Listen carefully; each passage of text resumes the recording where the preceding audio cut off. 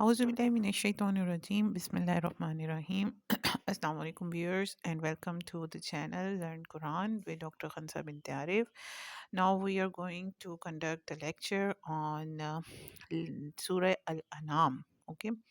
So what is the introduction of Surah Al-An'am? Surah Al-An'am is the sixth chapter of Holy Quran consisting of 165 verses, ayats. It is a Makki mission in Makkah before Surah revealed during the later period of Prophet Muhammad, peace be upon him, migration to Medina, right? So the Surah name Al-Anam, the cattle, because it addresses certain superstitious practices of the polytheist regarding livestock, refuting their baseless beliefs and emphasizing divine kindness. This surah is unique because, according to narrations, it was revealed all at once with a large number of angels accompanying it. It is one of the longest Makki surat covering fundamental aspects of Tawheed. Oneness of Allah, Risala, Prophethood, and Akhirah, the Hereafter. Shan-e-Nuzool, circumstances of revelation. Surah Al-An'am was revealed at a crucial time when Prophet Muhammad and his followers were facing intense opposition from the Quraysh. The revelation of Surah was meant to strengthen the faith of believers and provide strong arguments against the false beliefs of the disbelievers. Several narrations indicate that the surah was revealed in one night, as mentioned by Ibn Abbas rahmatullah alayh, raziyallahu ta'ala anhu, and Surah Al-An'am was revealed in one sitting in Makkah, accompanied by 70,000 angels who were glorifying Allah. Tafsir Ibn Kathir. The surah addresses various superstitions of the disbelievers, such as their belief in Shirk, associated partners with Allah, false deities, and fabricated rules regarding livestock and food. It provides a direct refutation of their claims and calls them to pure monotheism. What are the key themes of Surah Al-An'am? Number one, Tawheed, oneness of Allah. The surah repeatedly emphasizes that Allah alone is the creator, sustainer, and lawgiver. It refutes the false gods worshipped by the Quraysh and others idolaters. Verse 102 states that Allah is your Lord. There is no deity except Him, the creator of all things, so worship Him.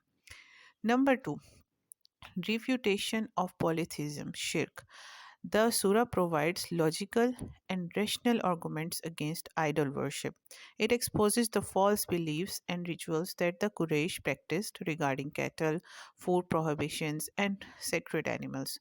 Verse 136 to 140 criticizes the disbelievers for inventing rules about livestock without any divine authority. Number 3. Proofs of prophethood. The surah defends the mission of Prophet Muhammad, peace be upon him, and previous prophets, highlighting their struggles and divine support. It responds to disbelievers who demanded miraculous signs, explaining that guidance is for those who have sincere hearts. Verse 124 states, "And when a sign comes to them, they say, 'We will never believe until we are given what Allah's messengers were given.' Allah knows best where to place His message." Number 4. Life after death, Akhirah, and the consequences of actions. The surah warns against the rejection of truth and describes the terrifying consequences of disbelief in the hereafter. The punishments for the disbelievers and rewards for the righteous are vividly portrayed. Verse 128 highlights the regret of those who followed Satan and his deception in the hereafter. Number 5. Prohibition of superstitions and fabrications. The disbelievers used to make false rules about which animals could be eaten and which were sacred. Allah commands them to follow divine law, not human made fabrications. Verse 150 states, "Say, bring forward your witnesses who will testify that Allah has forbidden this. But if they testify, do not testify with them, nor follow the desires of those who reject our signs." Number 6, the concept of free will and divine decree. While Allah has knowledge of everything, humans are given free will to choose their actions. Verse 110 explains that Allah leaves those who persist in disbelief to their own misguidance. Number 7. The Quran as a source of light and guidance. The surah highlights that divine revelation is the only source of true guidance. Those who reject it are compared to people in spiritual darkness, right? Verse 122 states, is one who was dead, and we gave him life and made for him a light by which to walk among people, like one who is in darkness, never to emerge from it. So, what are the key takeaways from Surah Al-An'am? So, we learned from Surah Al-An'am that believe in Allah's absolute oneness. Worship should be directed only to Allah without partners or intermediators.